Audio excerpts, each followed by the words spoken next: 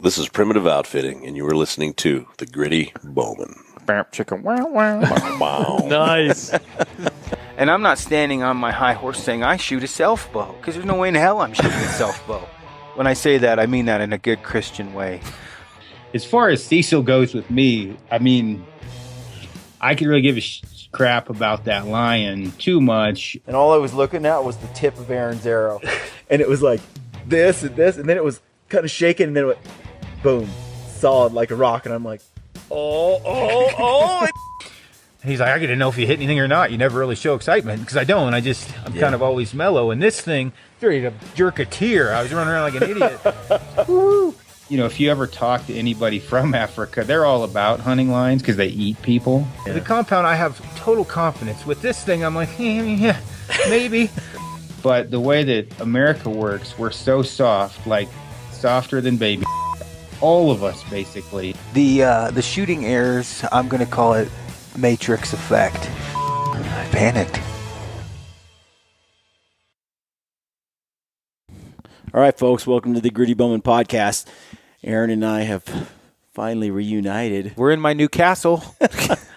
In Aaron's new apartment here in Lakewood, Colorado. And today we're going to jump into a topic and cover basically economical hunts, or what it takes to go on some of the hunts that we did this year and what we're looking at going into next year. Yeah. Right? Yeah, and I mean, and some of the more I went on a couple that I probably couldn't normally afford that Kafaru helped me out with, and yeah, maybe my thoughts or our thoughts on those, and can you afford them? Is it worth it? And, you know, that kind of stuff. Yep, I like that. I'm a little rusty. I haven't done a podcast. Aaron and I are a little rusty. We haven't done one in a while, huh? It's been a little bit. Yeah, we've been busy. But things are winding down, and it's Christmas, so I think everyone should go out and buy the new Snyderism T-shirt that I'm wearing. And buy some of my photos, because Katie's got 17 kids. That's right. And Aaron, you got some sweet photos this week with the camera, with some gorgeous deer and elk photos that are you. We don't have a lot of wildlife photos in the Aaron Snyder photography inventory. It's mostly like, landscapes and camping shots and shelters and stuff. So this is really, and dead animals. Yeah. I was on it like a bonnet this weekend.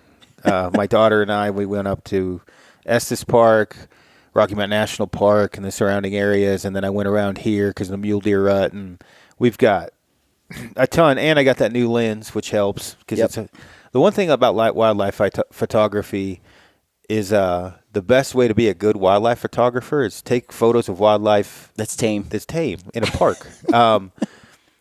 Otherwise, it's really hard. I mean, it just is.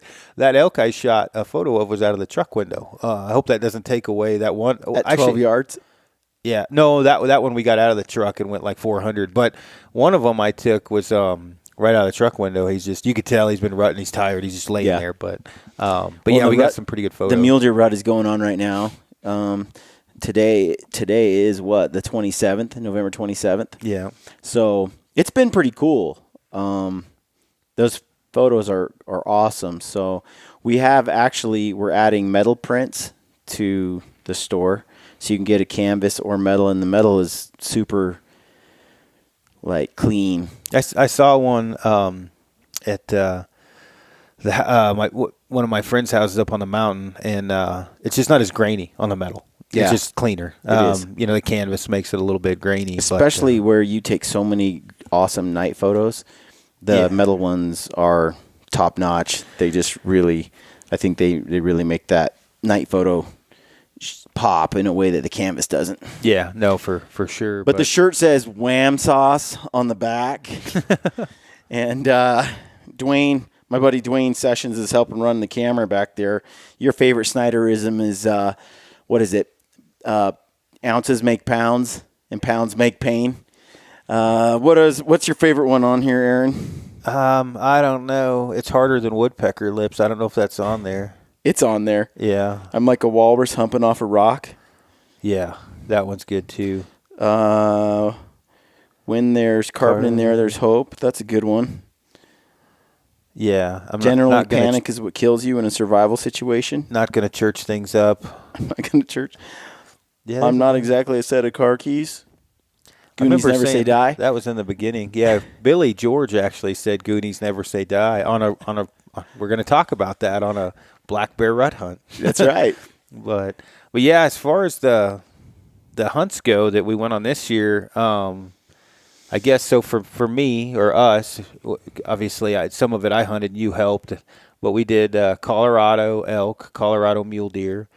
Well, this is me with the bow. I did Colorado elk, Colorado mule deer, Idaho elk, British Columbia grizzly, and then we did Alberta. You also did moose.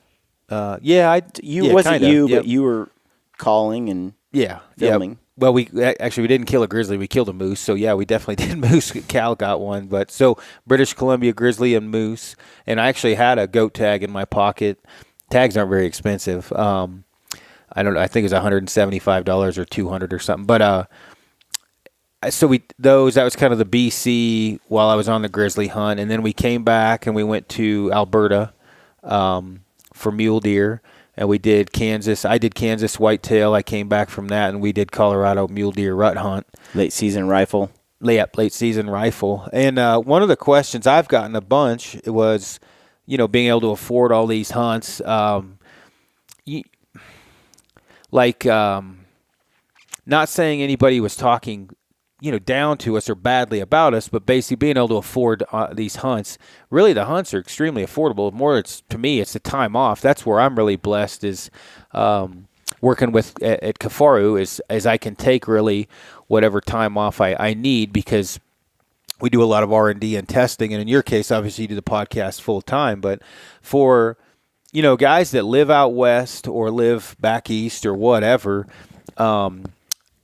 I think a lot of guys get concerned about the price of these hunts, whether it be coming to Idaho or Colorado, what it's going to cost, and that they'll ever be able to afford it. And the reality is it's not that bad, even on a construction worker budget, which is, when I got out of the Army, that's what I did. And so for me, in general, I would say construction worker budget, unless you have, 15 kids or something like that, you're going to make 60 to 80 grand, roughly, if you work in a big city, sometimes more. Yep. And, cost of living and everything set aside, if you're careful enough with money, I would say roughly, if you wanted to go hunt, Colorado or Idaho or whatever the case may be, you're looking at $500 or $600 for the tag for elk, roughly. Isn't that about what it cost us in Idaho? And then you're looking at probably driving or a plane flight, which, depending upon where you're driving, you're looking at $300 to $500 for fuel, roughly. These are rough numbers. So you're looking at this point, we're about at $1,000, give or take, maybe a little bit more. 1,200. Yeah, 12. It depends on how, if you're driving a Toyota Tundra, it gets about 11 miles a gallon. Could be a little bit more. If Brian's got a Dodge, it gets 18. Yeah. It didn't cost that much. We drove to Idaho. It wasn't that bad. How much? 17 hours. We only filled up twice to get there. Yeah. So it wasn't It too was bad. like $400, I think, something like that. We split that 2 ways. It was Yeah. cheap. It was Yeah. an 17-hour drive. So, minus going crazy on gear and things like that and everything else, you're $1,200 to, let's say, $1,500 roughly with food and everything else. But some of that you're splitting 2 ways because you've got your buddy who's going to split the gas or whatever if you drive.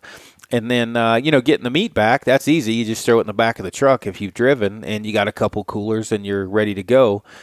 It's not really, when you look at what people spend money on today, the things that we spend money on, meaning going out to movies, going to, well, I could list 10 million things off that we spend money on, drinking Mountain Dew every day. I'm no one to talk, I chew, but whatever.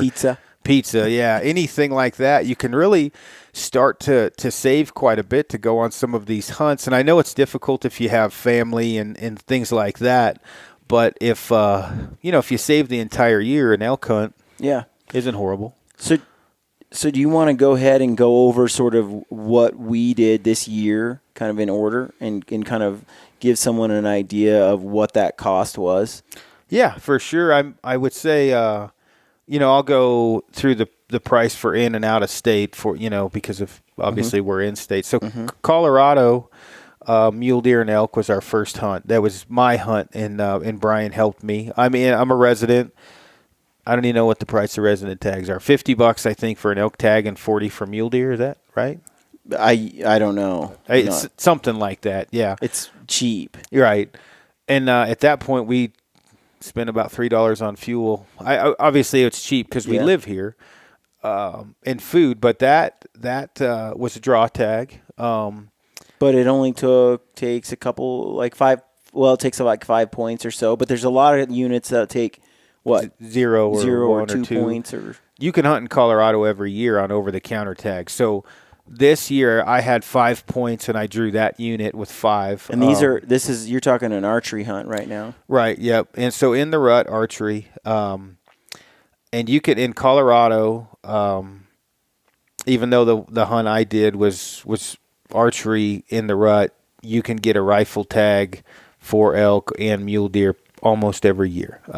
Tougher hunting, certainly if on some units, but so in state, $50 roughly for the elk tag, 40 for the mule deer, something like that. Out of state, we should have written this down, but I think it's $275 for mule deer. Is it like that? You had to buy one. Brian's no good either, but sub 300 roughly. $300 maybe. Yeah, $300, and then the elk is 5 something for the tag and the license. For the archery rut hunt, generally it starts early or late in August, so 26th, 28th, 29th time frame is when the mule deer and the elk archery starts in Colorado. At that point, we didn't hunt. You have the high country hunts and you have kind of lower land hunts. Colorado, you can hunt elk from 7,800 feet to 13,000 feet, all across the board, all over the state. We were closer to tree line where we were hunting. We were averaged between 10.4 to 11.5 in altitude where we were hunting. And it took us 7 days of hunting? 6 days. 6 days of hunting for me to get a bull. I would say if we both would have had tags, you probably would have tagged out in 3 times. Yeah, I mean, you probably would have tagged out 3 days, I would think. yeah. Yeah. Of course, I was hunting with you, and so you know I knew the area. areas and you know the haunts and where the elk are at. But yeah, there was multiple opportunities with the compound to tag out on the first 2 days, 3 days. And it depends on, obviously, if you're looking for a giant, you're not going to. Well, yeah, that's you true. probably would have. I actually, mean, a lot of these, aside for that one big bull, that 370 bull, aside from that bull, a lot of I'm actually surprised by how small a lot of the Colorado bulls are. More bull elk than I've ever seen in my life, and Oregon has one of the biggest populations of elk of all the states. Colorado is number 1, though. It leads. I think the last time I checked, which is like 5 years ago, it's head by a couple 100,000. Yeah, it was like a couple 100,000, and Oregon was like maybe 2 states behind that or something like that in its population. Oregon has a lot of elk as well, but Colorado is just crawling with elk. You do have some big elk here, but not. And we talked about that. Yeah. The bodies of them are not big, but the racks on you do get some big elk here. It's just predominantly, especially on over-the-counter tags, you're looking at a lot of raghorns and 3.5-year-old bulls. Occasionally you'll see, a bigger 4.5, 5-year-old bull. They're a lot smarter. They've been hunted a lot more. It's a great experience, though, because you're especially if you're new to archery, you get to just see a lot of elk. And they're not that smart, so they're not as smart as an much older age class bull. When you stalked after that bull you wounded, you came on like something like 40 bulls bedded together. It was like 18 to 20 together, and another up on the hill. 18 to 20 spread up out on the hill. And I mean, just firsthand experience going from Oregon to Colorado. There's a lot of elk in Oregon. I see a ton of elk in Oregon. Yeah. But I do not see elk with antlers. I see cows, just tons and tons of cows. Yeah. I think has probably somewhat to do with how Oregon manages by doing bull only in most areas. But Colorado, man, I've never seen so many. It's like a 50-50 ratio. Yep. And bulls to cows. If you work it right too, when we were that mule deer I missed opening day, which wasn't a great mule deer, but you can combo up, so you can have a mule deer and elk tag. It's always good if you got 2, 3, 4 guys hunting together on a backpack hunt. Somebody, the richer of the guy, let's say, should have a mule deer tag if at all possible. That said, just so people understand, you're looking at spending money, making a trip to let's say a state like Colorado to hunt it out of state. The success rates on archery hunts rarely go above, even in a stellar unit, rarely exceed 25%. Yeah. And normally, like in Oregon, most of the over-counter are 7 to 10% success rate. I think it's the same thing here, is 7 to 10. That's so just so people have good expectations coming into it. Of course, a lot of times that 7 to 10% seems to be the same hunters. Yeah. So, if you can get it done in another state, you're probably going to get it done here. Yeah. But just so people know, you're looking at 1 out of 10, maybe 2 out of 10 people that come and do the hunt actually tag out. Yeah, and and if you're coming from out of state, I found if it's 2 out of 10, one of those guys had nothing to do with your skill and everything to do with luck, not taking away anything from. There's just so many elk here. Yeah, you're just gonna stumble on elk and wing an arrow at one and kill it, and there's just that many elk here, and we see it while we're in the backcountry. Not this year because we were in a pretty secluded spot, but you'll run into guys packing an elk out, and then you'll hear the story. And it's like, oh, yeah, we got out of bed, basically. Mm-hmm. We heard a bull bugle and ran over and shot it, or something like that, which there's skill involved in that. But my point is there's a lot of elk here. There's just flat out a lot of elk. And so I guess, so we don't talk about Colorado for too long. My experience in over-the-counter units has been good, but it's not I've shot a couple good bulls, or what I consider good bulls, on over-the-counter tags. I've shot cows on over-the-counter tags, too. You can kill elk every year on an over-the-counter tag. Last year, Colton and I, Colton killed, I'd say that bull's 310, 315. I killed a 5x6, but it was it's like a 2.5-year-old 5x6, like opening day. But hard work is also involved in that equation on an over-the-counter tag. It's not overly easy because there is a lot of pressure. Mule deer, I would say, is the same way. In some ways, in some units, easier to kill you have to draw from mule deer in Colorado, no matter where you hunt. But some of those areas are 100% success in drawing some of the units, and you can go through the stats or whatever else. But getting aside from the stats and what you can draw, realistic, most people are going to shoot a 2.5-year-old deer. They're kind of the dumb ones. 3.5-year-old deer, still a little bit stupid. I've shot a pile of 3.5, 4.5-year-old deer. But if you have your sights set on a 180-inch deer, you're going to be let down probably. You can kill them for sure, but I would say a deer and a elk coming out here blind would be your goal. Right. I don't know how much you hear about. No, that sounds about right. So, so my question for you, Aaron, is let's say a guy, because we're talking about archery season, let's say a guy wants to shoot a big bull. He wants to get let's say a 330 to 350 bull, maybe 350 plus. What's it going to take at that point to get go to Montana? Yeah. I'm not saying it's impossible here, but it's going to take a couple options. Landowner tags, help. If it's an over-the-counter tag, it's just expect to go home empty-handed. There's almost too many variables for that question. Well, the reason I ask is because to me we're approaching that point where, okay, a guy's on a budget Yeah. Okay. So now he's considering, if he wants to up his success and he wants to be able to get a big animal. So he's already shot an elk. So here's the that's where Yeah. and I was talking to the Eastmans the other day about this. Mike was like, "What happened to the days of your first elk being a spike or whatever?" You know Right, what I mean? right. He was like, "But if you have learned how to hunt elk and if you are savvy, I would say your chances of killing a good elk on an over-the-counter tag are pretty good, really good. If you've never killed an elk and you're from back east, Midwest, I would say your chances are slim unless you want to pay for private land. You want to pay for a landowner tag to go in one of the draw tags. And that's what I was getting at is we're approaching a point where there's two strategies if you want to shoot a giant animal, right? Yeah. Or if you want to increase your odds of doing so. One is you engage in the point system and you start gathering points state by state. Yep. Okay. And the second one is you buy a hunt from, landowner or a guide or something like that. Right.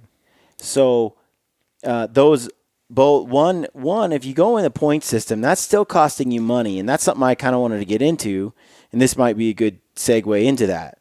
So John Pinch and I just went on that 4th season mule deer hunt in Colorado. I think I used 8 points to draw mine, and John used 7. I believe as an out-of-state resident, it cost me $150 a month or a year to apply.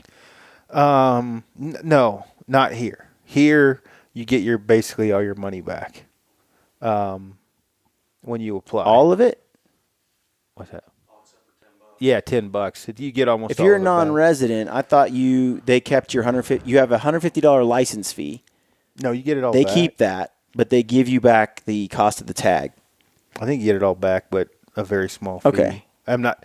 Are you Don't quote sure? either one of us. I think you two residents are wrong. Dwayne's trying to help me out here. We might have to just edit this out.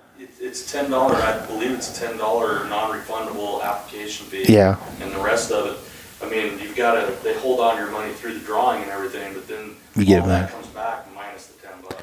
Yeah, it's the other states that. Putting it on here even when I wasn't a resident. Yeah, but I think what Brian's getting at, whatever he figures out there with if they keep your money or not, as you're acquiring points, you can still hunt over the counter tags each year. Meaning, you put in, you don't draw, you're still spending the money, so you can still come out here and hunt, but you're gaining points in Colorado to draw a better tag, a better chance at shooting a larger elk. That is not always the case, but generally when you get into the tags that have, especially mule deer archery with 3 points, you can shoot some tank mule deer with 3 points for archery season.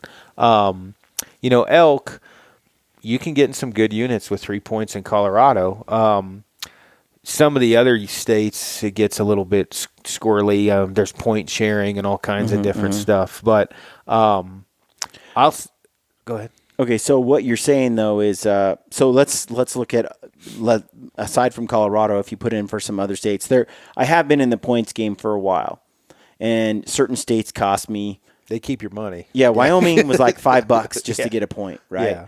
Other states though, I think Arizona, I'm out like a non-refundable $150 every. It might every be year. more than that. One of those, New Mexico, Arizona, does not treat out of state people kindly. Neither does Montana. Yeah. I mean, so these states, when you get into the points game, for example, if you apply for 8 years at $150 per application to get a point, right? Mm-hmm. At 8 years, you have spent $800 plus $1,200. $1,200, Yeah. right? That's construction math right there. Bam, and $1,200. And there are some hunts where you could buy a landowner tag for $1,200. Yeah. And go right off the bat.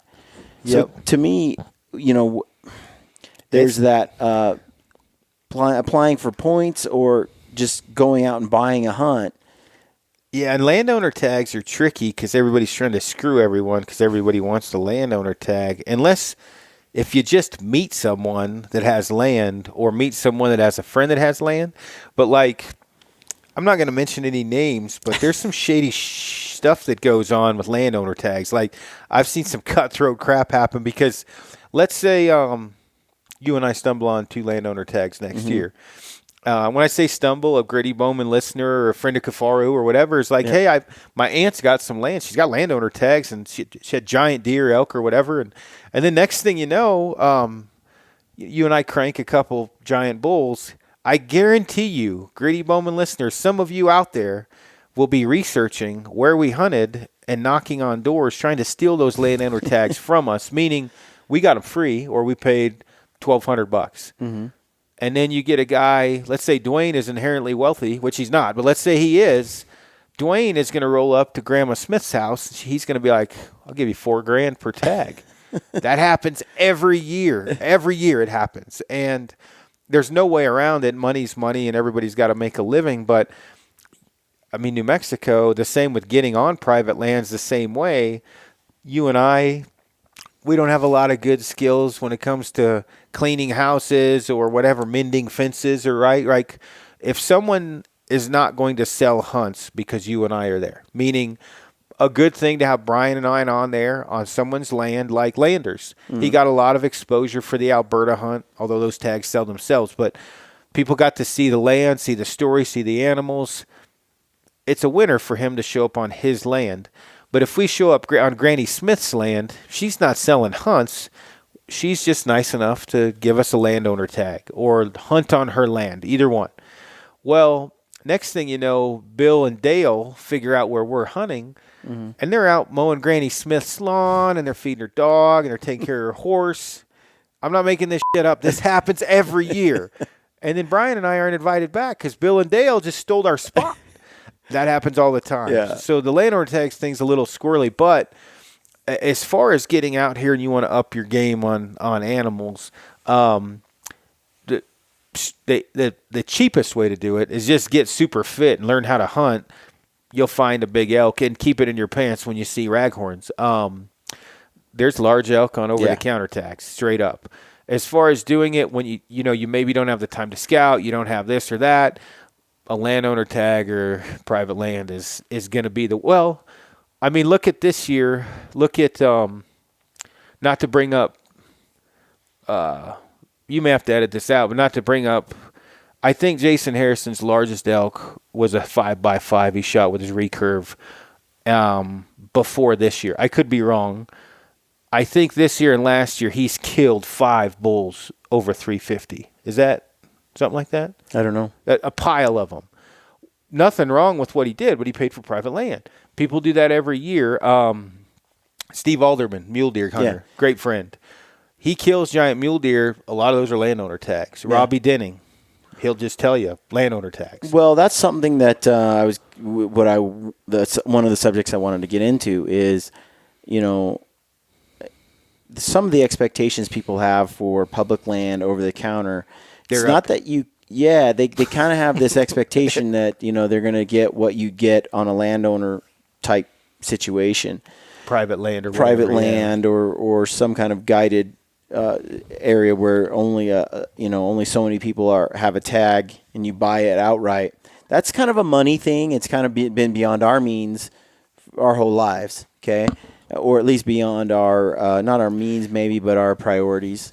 Priorities for sure, yeah. And so here we are this year, and it's the first time I've ever paid for a special hunt. Me too. Yep. Yeah. And so the first time I did it, the very first time I've ever done it was when I went to bear hunt the rut in BC. Yep. And in that hunt for people, just so people kind of get a feel for it, it's what, 3,500? 3,700, 3,500, something like that. Yeah, something like that.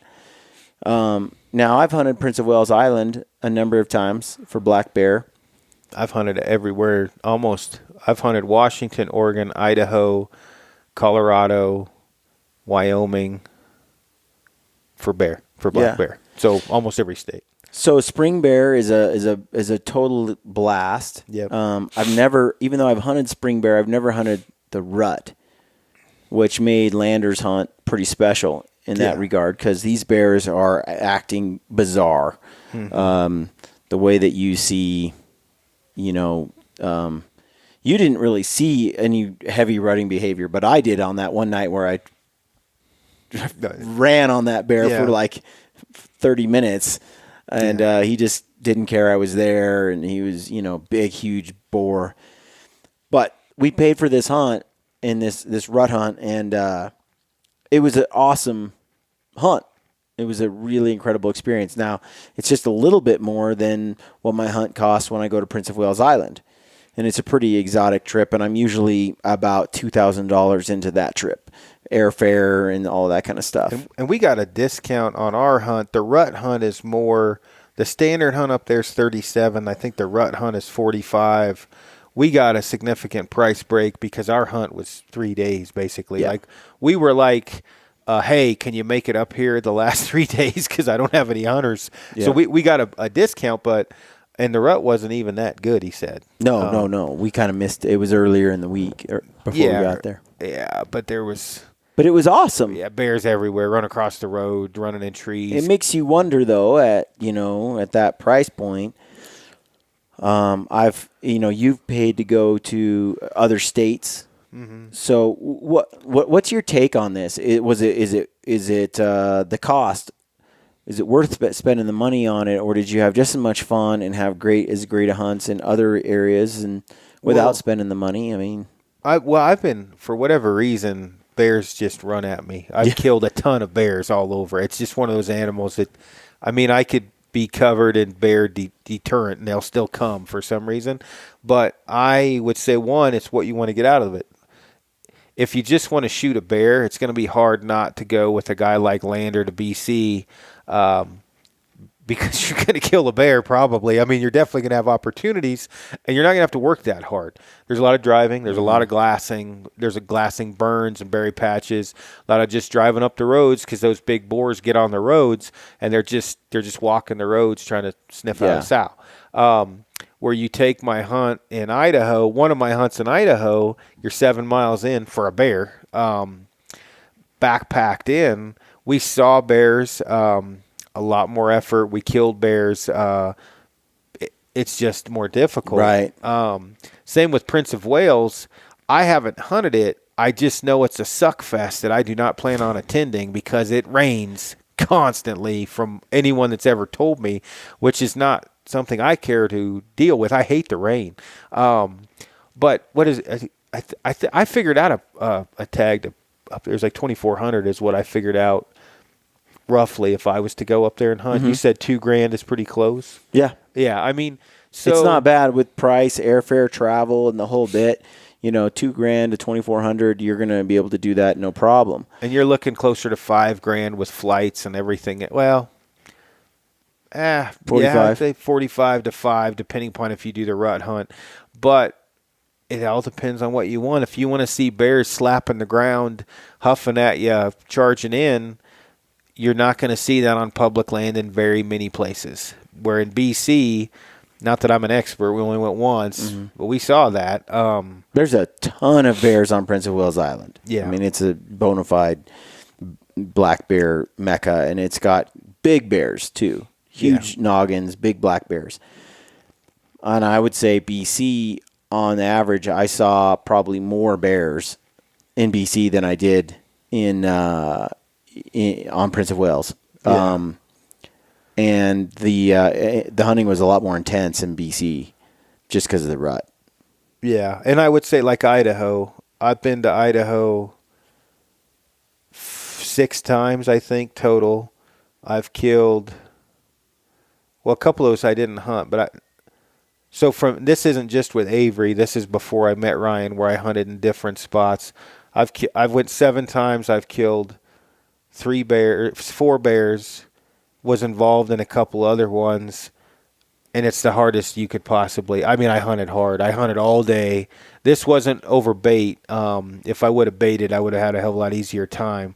The biggest bear I've killed was Blind Luck, which was in 15. That thing's a monster. But you have to figure 2 trips prior to that, I'd come up, or 3. I didn't even get a shot at a bear, and I had a gun.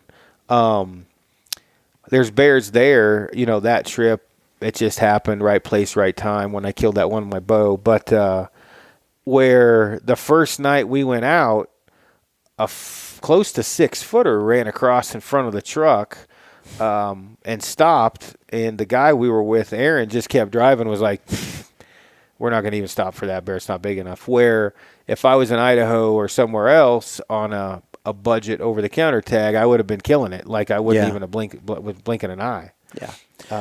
So I think so far, if we recap some of this, on the bear hunt thing, how much, just real quick, if you wanted to do, if you want to hunt a black bear in the spring, over the counter, you can do that in most states.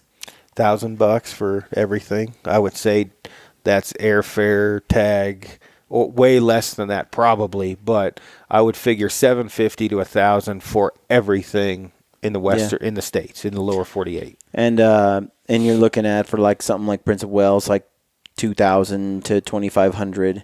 Yep. One thing that I will say about Prince of Wales, and I have a couple of podcasts on that, is it is really cool to take the ferry from Washington, up to Alaska, up to Canada. He's talking about a boat, by the way.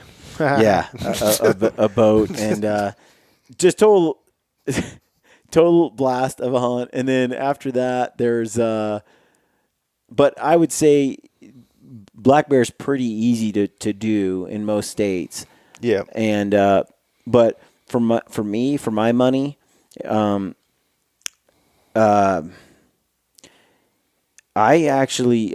can hunt the West for black bear, mm-hmm. but I would prefer going to BC or Prince of Wales, Ketchikan, Southeast Alaska somewhere. I would rather spend that extra bit of money for that experience, having done both, hunting black bears in Oregon, and there's a lot of black bear there. They're just not the same size bear.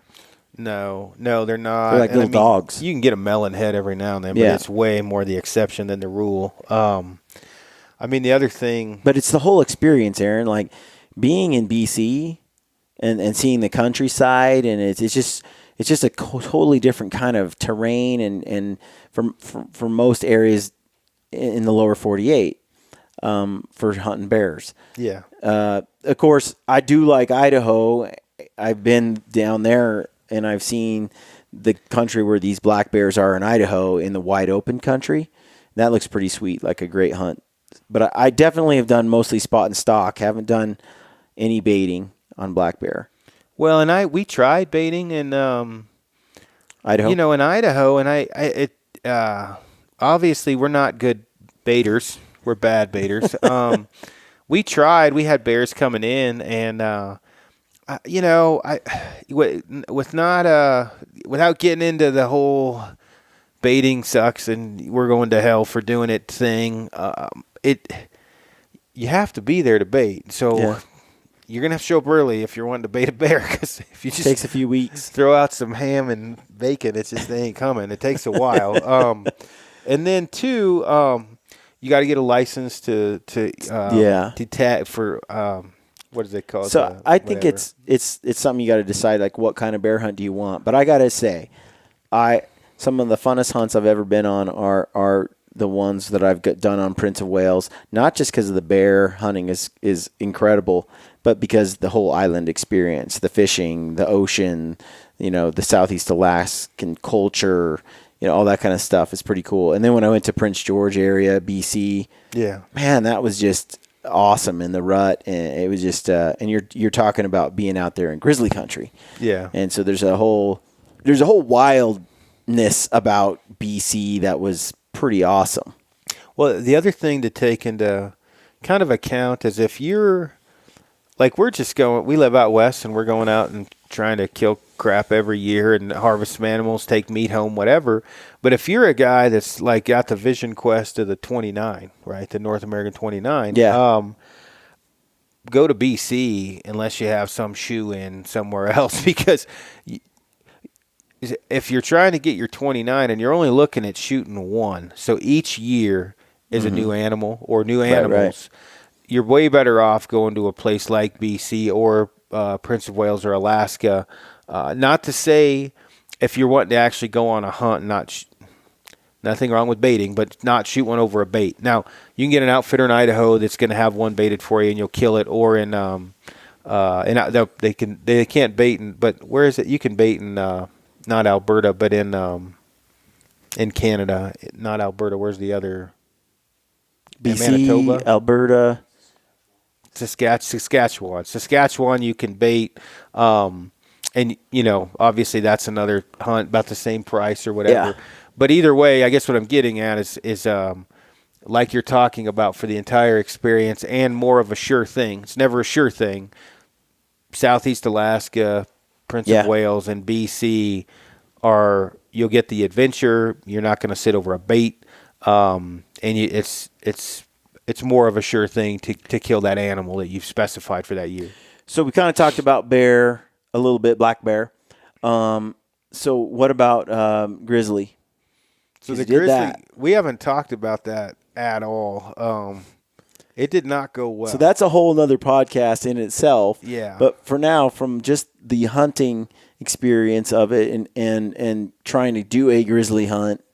So first, a grizzly is the one thing that I've always wanted to shoot that I haven't. I've shot quite a few of the 29 on a budget, and a grizzly hunt. I flat out couldn't afford it, and Kifaru paid for this tag for me as a thank you for the work I've done with them. And I knew Lander, Jeff Lander with Primitive Outfitting. I wanted to do a backpack hunt. That was this is the same hunt that Stephen Ranilla did on Meat Eater. Did it twice, right, with Ryan Callahan. Yep, who's a friend of yours, friend of mine. Yep. At First Light. So you had a lot of connections and experience, with Jeff and Primitive and this whole area. Right. And it was, I believe, $7,500 or $8,000 to go on the hunt, and then you pay a $7,500 trophy fee. So you've got about $15,000 wrapped up to it, $14,000 wrapped up into it. And isn't that a little on the less expensive side? I've heard anywhere from 12 to 18. You know what I mean? I've up to 30 in a couple of spots in Alaska. Yeah, because Bull and Lewis, when we had them on the podcast at the Hunt Expo, Spike and Alan, they were telling me that I thought they had some impressive brown bear. Up there, grizzly bear, inland grizzly, I think, or inland brown. I'm not sure. Interior, yeah. But they're talking big bears and aggressive. And I thought their hunts were like around 21,000. Yeah, that sounds about right. I think. And like a 20-year waiting list. yeah, exactly. I think Lance Cronenberger's up there in that 23,000. There's some guys on I can't remember. They run Kifaru. Some of them do. I can't remember. It's Cold Bay or I don't know. They shoot bears the size of trucks. But you're talking like grizzly $30,000. Bear hunts are not cheap. They're not. And for me, just because the way I am, I could have chose a different place that may or may not have been more. I can't say what the success ratio would have been up, but I wanted to do a backpack hunt, a true, 5, 7, 8 mile in backpack hunt for grizzly. And in the snow. Yeah, in the snow. I didn't want the snow part, but it did snow. And so for that's something to me, if I had my crap together and saved, I would say that would be realistic to, that's a 10-year plan for me. Like if I on a construction budget, not for everybody. If you got a bunch of kids, or believe me, Brian and I are very understanding to real life. But I think in 10 years, I could probably have saved that. That's minus side jobs and putting in shower doors and things like that. But it's doable. It's just something it may be a once in a lifetime. Hopefully you don't get divorced doable on a standard, price range. And why grizzly? I mean, there's, you see a lot of guys who have a sheep fetish, that love goats, or, that just are into all these different animals. Why is it the grizzly that gets you Probably because it can eat you, I guess. That there's some excitement in that. Because I don't have a sheep. I've been on a pile of sheep hunts, and I don't have really a sheep fetish. I do like goat hunts. Although I don't really have too much ambition to shoot another goat. But they're fun to go on, mostly because they're at 13,000 feet. But with the grizzly, I just always wanted to shoot a grizzly with a bow. And I'm going again next year with Lander. He's taking care of me pretty well to try and get one next year. But I would say, yeah, just the adrenaline of she getting 40 yards from of something that size that can eat you. I would guess. And so for you, the dream hunt is that grizzly hunt. Yeah, that's right now one. At this stage where you're at and your hunting experience, that is your dream hunt. It always has been, that and caribou. I always wanted to shoot a caribou, and I did. You did a gorgeous one. The grizzly more so than the caribou, but something just about an animal that size, with teeth and claws. Well, yeah, with teeth instead and of hoofs claws. and horns. Exactly, is just trips my trigger, and I don't. I'm a plain guy. I like elk and mule deer, but. I may end up going on this Marco Polo ibex hunt with Pinch and Ben next year. And I was deployed a lot in the Army. So actually, traveling to unique and remote places isn't like, yay, wow, this could be great. I'm like, oh, shit, I don't want to fly for 34 hours. It sucks. But actually, once you get boots on the ground, that part's pretty cool. But I mean, it's something about shooting mule deer and elk. It's just get used to it. It's hard to beat. That's what I was going to say is if you asked me that question 6 months ago or a year ago, I think my answer would have been different. But we went on the Alberta mule deer hunt, and you shot your buck, which is a monster. It's a good one for a stick bow, for sure. I mean, for a stick bow, for any weapon, I mean, you're pushing 180 with that buck? And 186 is what it ended up scoring. 186. Gross.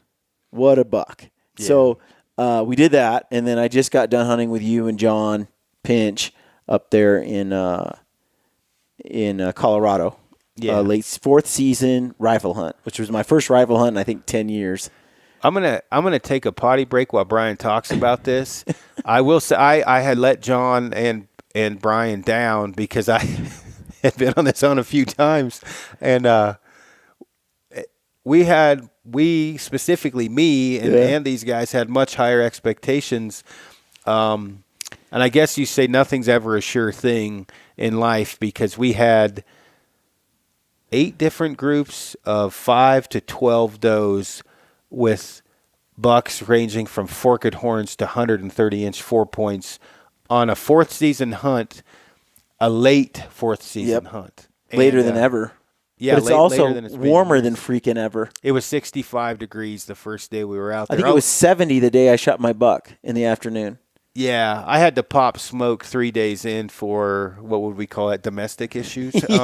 We'll go into that into a different podcast, but I'm going to let Brian take it from here while I take a quick potty break. I haven't met too many guys who pee as much as me, but you put me to shame.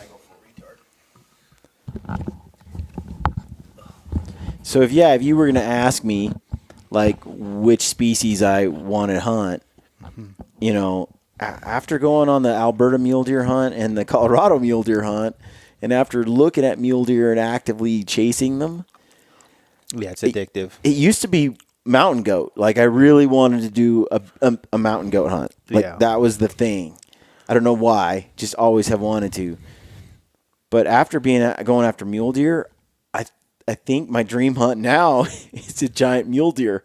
And I'm not that into elk. Like, I love elk hunting, but for me, I get so much pleasure out of a 300-inch elk versus, a 370-inch elk. Like, I don't get super excited about the big bulls. Yeah. I like elk, period. Yeah. But with deer, mule deer and blacktail, like, some whopper is like sort of a dream animal. I saw a guy posted earlier today about don't forget your original favorite. Love blacktail. But that's not fair because if you only have one woman to choose from, she's always your love, right? Like if there's only one woman on the island, I don't know if I like where this is headed. Exactly. No, but if you not know, meaning like if you only hunted blacktail, you Yeah. never hunted mule deer, really. Oregon mule deer in general Yeah, is sucks. not like this. No, I mean, you know, not okay. When I say that, meaning you've never hunted a target rich, and you've seen more mule deer this year than probably most people were their entire life. well, and the average mule deer I see when I'm hunting elk in Oregon, and that I see in general, yeah, the average mule deer score is around 120, right. Where 130 maybe. you That's a probably big deer. Saw 40, 120 plus deer the first day we In an were out. hour Yeah. or two I would see, I don't know how many bucks. One day we counted somewhere around 200 deer we saw. In Alberta or in Colorado? No, here in Yeah. Colorado. And it Well, in Alberta, yeah. Yeah, and it was a bad year. But- like the first place we went to on the one overlook, we saw a ton of deer, and I mean, in my mind, I'm panicking because I'm like, fudge, this is not what it should be like. And there was a lot of deer. I think we saw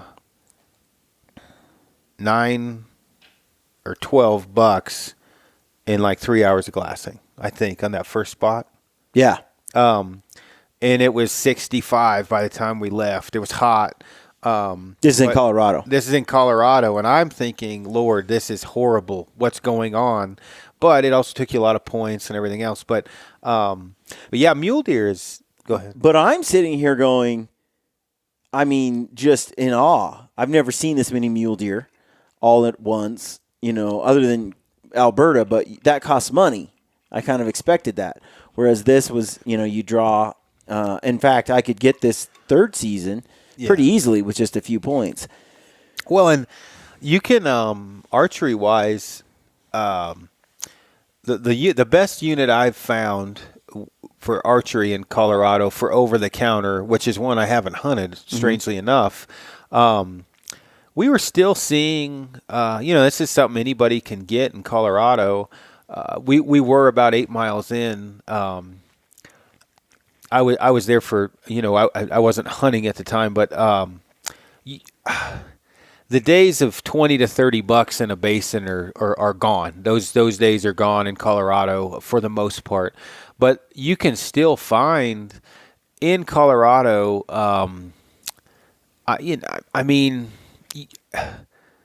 what would make you be like, holy cow, I can't believe this, where for me, I'm more like, wow, the mule deer is really going downhill in Colorado. You can find good mule deer hunting in Colorado. You can find good mule deer in Idaho, Montana, too.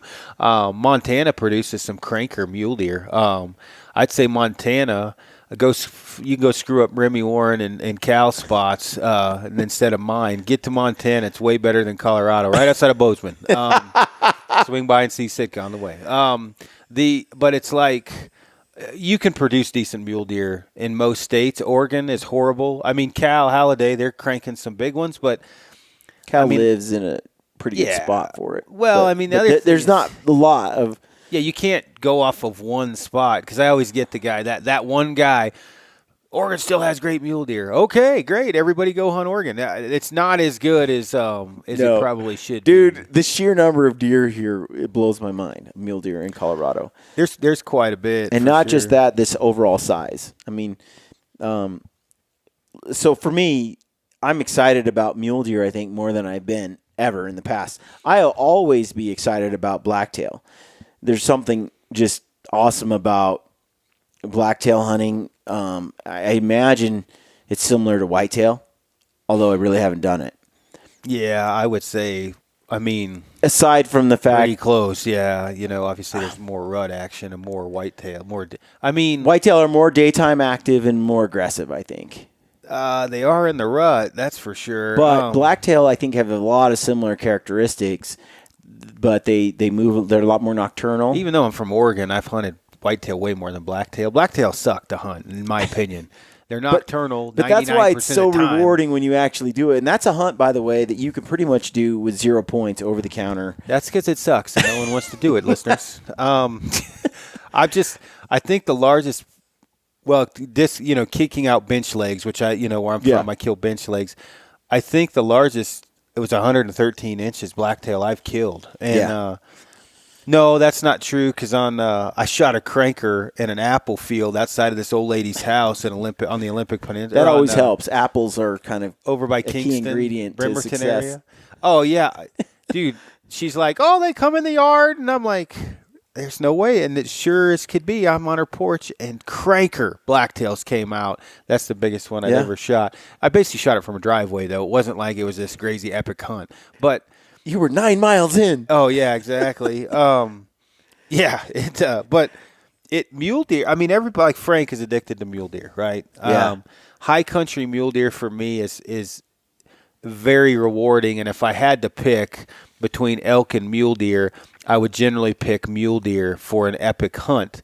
The reason why elk are cool is they make noise. I mean, they just flat out. That's what scream I was their going to heads say. off. Is if I'm not hunting elk while they're bugling, Yeah, it's not very much fun. I don't know if I'm as excited about it. The whole appeal for me is the calling. Well, and I like glassing. So it's fun with mule deer in the high country to glass. It's just flat out. When I hunted, like I've hunted the rubies a couple times, and sheep hunting, that's another reason why I like going on a lot of sheep hunts, is you've got the glassing, which is it got its own technique and its own, special blend of skills you need. And then you got the stock, right? You gotta figure out how to get in on it. And in the case of Alberta, Colorado, you can see for miles. And so there's a lot more glassing to be done. And as you saw where we were at, I mean, you could see forever where we were, both in Alberta and Colorado. So, we touched on grizzly. It's just one of those things like sheep. You're not going to get a hunt like that without paying for it. In general, you can always apply for a bighorn sheep tag, desert sheep in the lower 48 in different states, different applications, but that's like winning the lotto. Right, and I have to have a guide no matter where I go. You know what I mean? Like I got to pay for a guide for a grizzly tag. Yeah, grizzly's different. There is no option to just draw a tag in the lower 48 or anything like that. You've got to have a guide. For sheep, you could get lucky and draw a tag, but for the most part, that I wouldn't bank on that. Yeah, it's sort of one of those things you got to start saving for. Yeah, and goat is a little your poor man's kind of sheep hunt, but well, and breaking down like as far as financially, which I mean, you made decent money before, but you weren't exactly rolling in the dough. I mean, you made a good living. In my case, I'm solo, right? I'm a single father. I have partial custody. Same with when I was working in construction. Yeah. Not to go over my life story, but talking about affording hunts. Really hard work and spending money smartly, not pissing away money on the newest, coolest gear every year, which is hard to do, but use the same bow, find deals on camo, wear plaid, whatever the case may be. But, just throwing some crap in the back of your truck and taking off, you got a chance. My Coos deer was one of those trips. I got some info from some guys on forums and had no idea what I was doing. And I got one. I missed several on the way to getting one. Elk, mule deer, blacktail, black bear, whitetail, all the same way. You can do it over the counter with a low budget. So so you went on a moose hunt. That's actually surprisingly affordable, and some going to Canada and Alaska. It was pretty cool when we had kind of ran out of hope for the black bear. Cal was like, "What can save this hunt?" Not that save it mean, it's just we weren't seeing bears. And I was like, dude, I would like to see something die. And we're prototype testing some stuff for First Light as well as Kafaru. And we were right in the moose rut. And so we popped smoke and hiked all the way out of the high country, came down and ended up shooting a cranker moose. Not very mile and off the road, mile and a half. I mean, farther off the road than anybody else was going, which is why we were there. Although Kraus shot it across the river, so we had to use this little kid's rubber raft to go back and forth because it was too. Which is a whole podcast in itself, which we man. need to get on and cover because it's a great but Great it's story, and there's a lot of video. you know, I think, size wise. Now, when I was in the territories, that's a $19,000 hunt, and we're shooting giant moose. When I say giant, all moose are giant. 68, 70 inch wide moose. Jeez. 200 and let's say 230 inches on average or more. 240 big ones. Where at Landers, that one that Cal shot was huge. I mean, it's a great moose. That's bigger than what Lander said he normally shoots, although Lander missed one that same week bigger than the one Cal shot with his bow. Archery, yep. But, 35, 38 inch wide sounds like is about average, something like that. And then, up to 50 inches or more wide. Cal's was 54, I think, wide, 56, something like that. Something like that. But the chance of drawing a moose tag in the lower 48 are slim, probably slimmer than sheep. It doesn't happen Actually, that often. I think you can draw an Idaho moose tag. I think you actually can get in on that with pretty decent odds. Well, so I figured it out like when 7 years is about what it takes, and Phil drew his sheep tag in 7 here. So if you weigh it out, if you depending on where you're resident, and things like that, and everything else, it's not something you should bank on. No, Idaho, Wyoming, they have but now Wyoming is a point system, and if you're not up there in the top of the points, you're not drawing anytime soon. Colorado probably has, well, I wouldn't say probably, it has the biggest moose in the lower 48. The only reason I mention Idaho, period, is because Idaho is the only one that's set up, and I hope they don't change it, and it's been a topic of discussion a lot. You can apply for the once-in-a-lifetime species. Yeah, every like year. Moose, sheep. The super tag. Right. Yeah. And but you can only apply to one. Yeah. So if you apply for moose, you can't apply for sheep. And if you draw a moose and you tag out, you could never apply for it again. Yeah. So based on that, there is no points. There's no point system. So every year you apply for that moose, you're just in the lotto with everybody else with the equal chance that hasn't already drawn it before. Yeah. Right? And who hasn't chosen, well, I'd rather hunt, sheep than a moose, right? You have to make that once-in-a-lifetime species judgment call when you apply. So that's why Idaho, actually, you have a pretty decent chance for those special species. But once you do it once, you're not doing it again. Yeah. Well, and I think, though, as far as guys wanting, if moose is the species you're once in a lifetime, you're turning 40 and all your family's going to chip in and whatever the case may be, excluding the lower 48 for the most part, BC and Alaska are your only real options. I mean, you can go to Newfoundland, but I've heard those hunts suck. So here's the deal for me. I'm not by no means am I wealthy, right? Like we have a modest house, but we have a lifestyle we really like.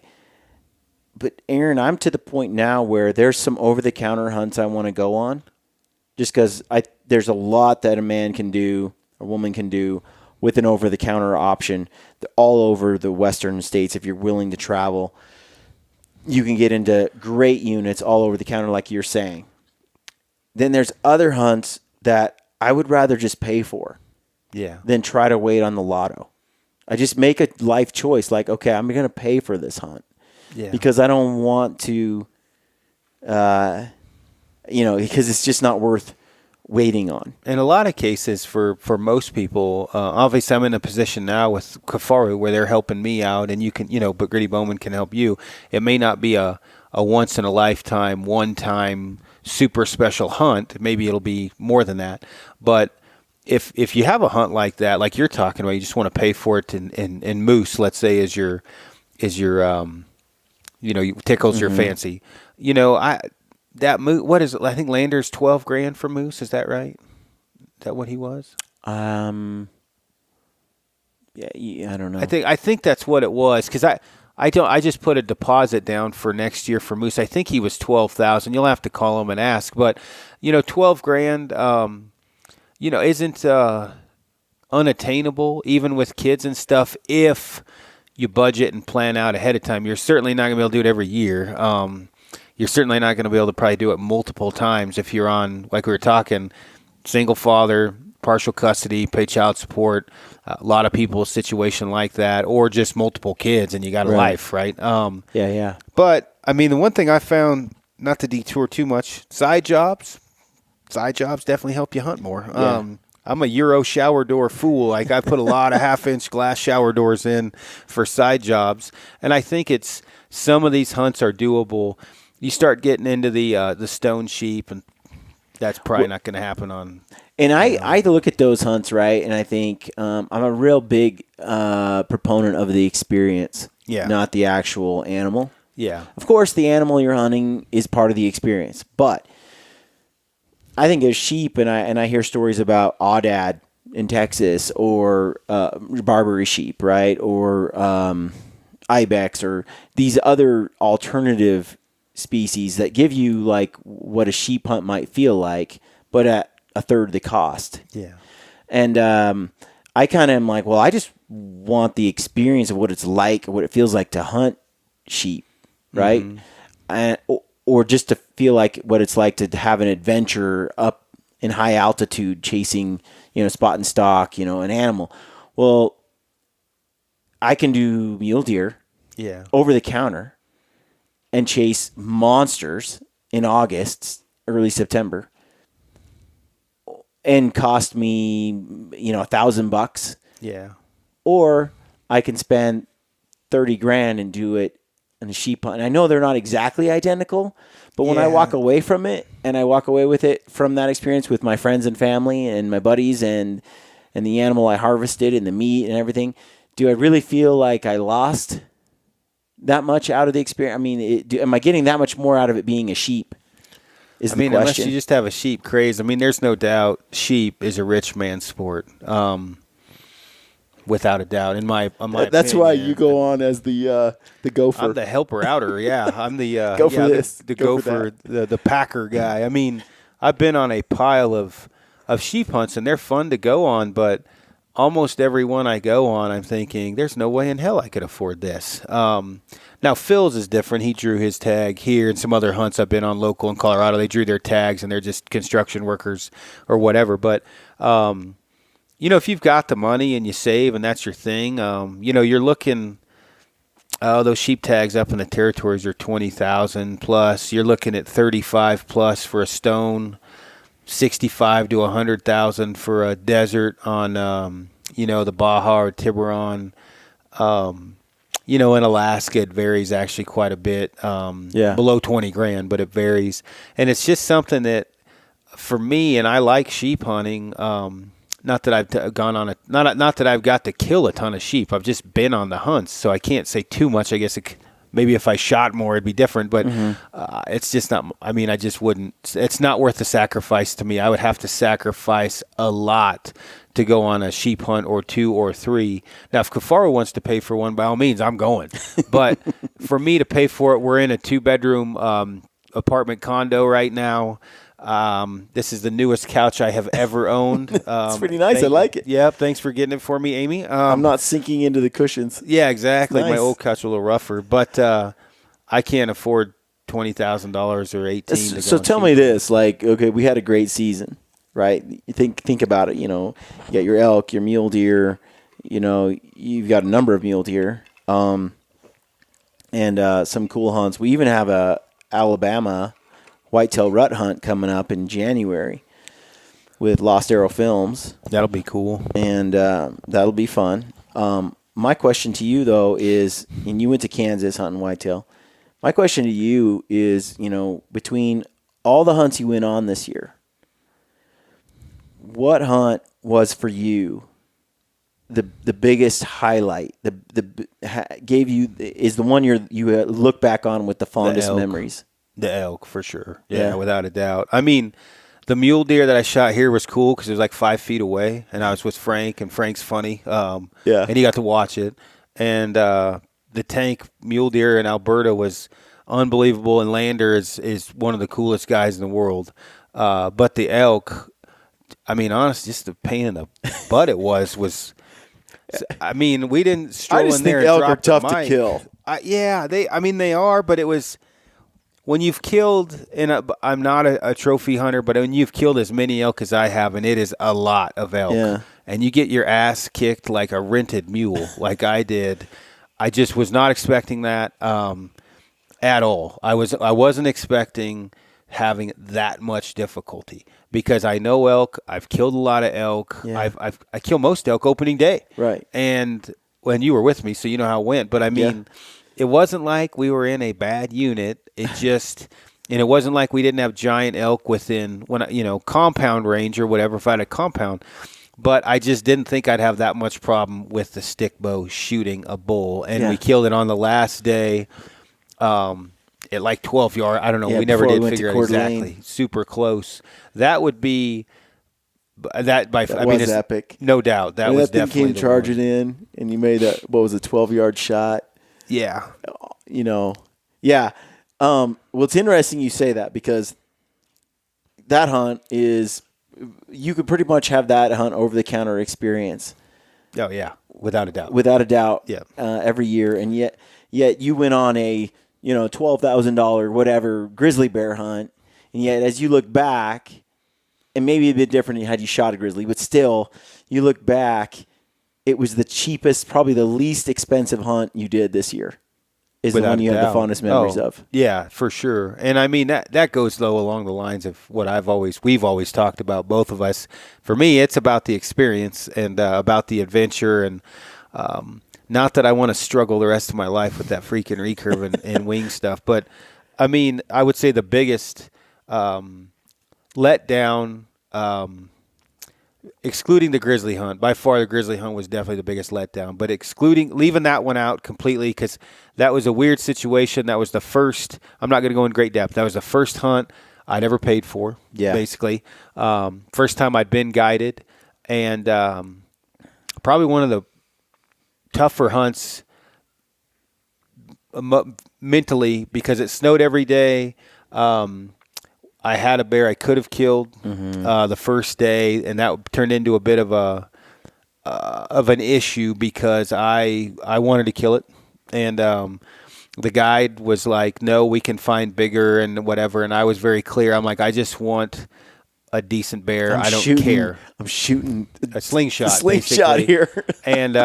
and he said, "No, we'll find bigger. We'll find bigger." Well, we didn't find bigger, and I can't afford to go on multiple hunts like that. Again, Landers taking care of me, and I mean, Landers was great about it. I honestly, that was leaving that one out. Yeah. Idaho was the biggest. I missed a bull at like 12 yards. It eats me up even now. Straight laziness. I mean, I got complacent. You and I both have like Idaho haunts me. Oh, we man. haven't talked about this on a podcast, and we didn't really do share the film yet from that hunt. But that hunt kicked my butt. Both of us. And I mean, the thing is with I don't ever want to go to northern Idaho again. when in your case, when you had a bull come in to 23 Yep. or 22 yards. There's no excuse. And I had one at 12. We didn't come home with elk, people. I mean, it was not good. And It's embarrassing. in my case, I got just straight complacent. I called the bull in from a long ways away. After 45 minutes, I thought he's not coming. I sat back, had my bow in my lap, and next thing you know, he's 12 yards in front of me. There's a bull behind me, and they were fighting and rutting. I mean, there's a whole mountain. Yeah, They you just saw came where I right was up at. to you, and you were like, I don't- "Oh, Yeah, it was bad. And Lander says I'll stop eventually saying this, that I could have shot it with a compound, but that hasn't happened yet because the first thing I thought of is sitting like I was. I sit like that all the time.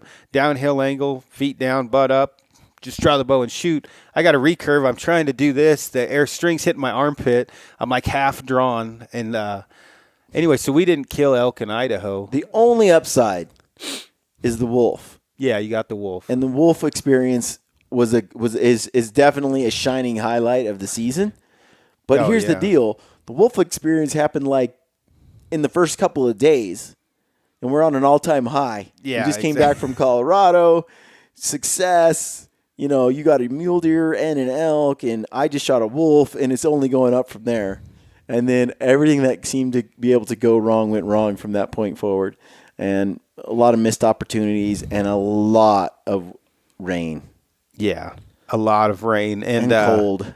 It was like one.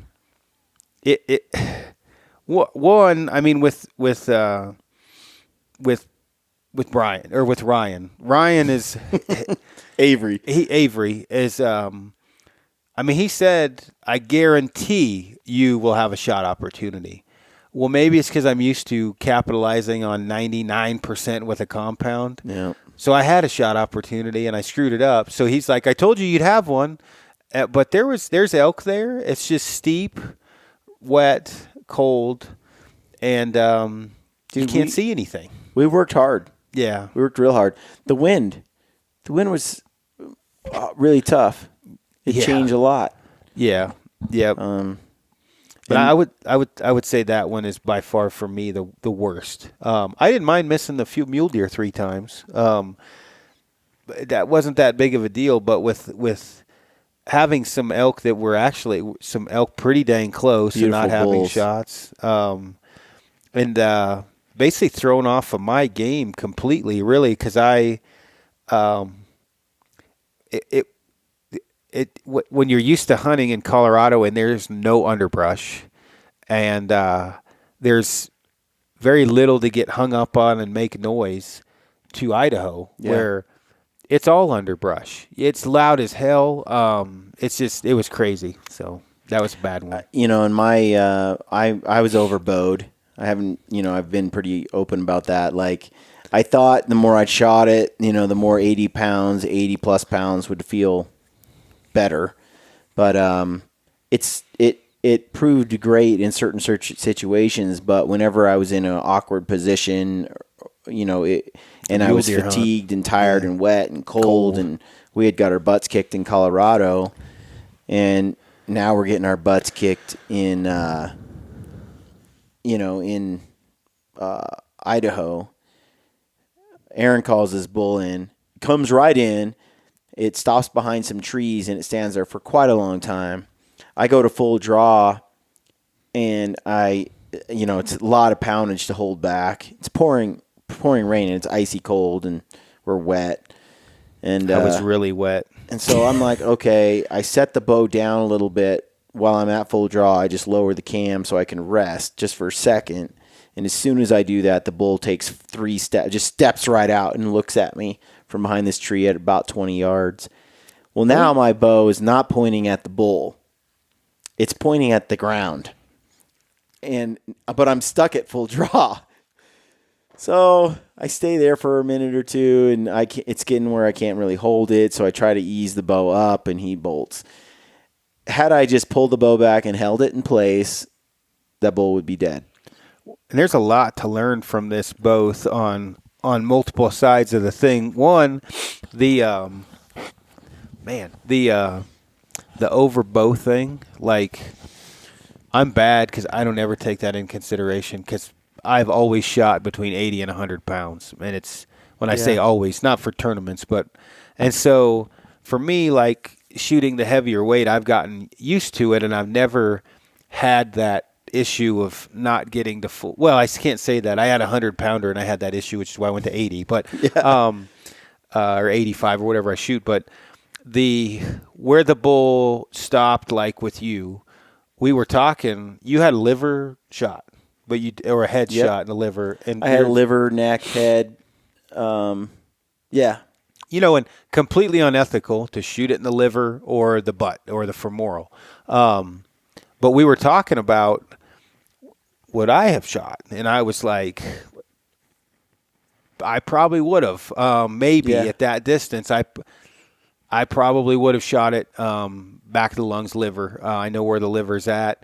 I just didn't have the heart and lung shot I wanted. And I'm there an were asshole. a lot of other options. We talked about that afterward. Yeah. And at 20 yards, that's a shot that You probably should edit that out. But yeah, I probably would have shot it in the liver. But the other thing is too is like, with that bull coming in or whatever, you second guess yourself a lot, which you admit to. Yep.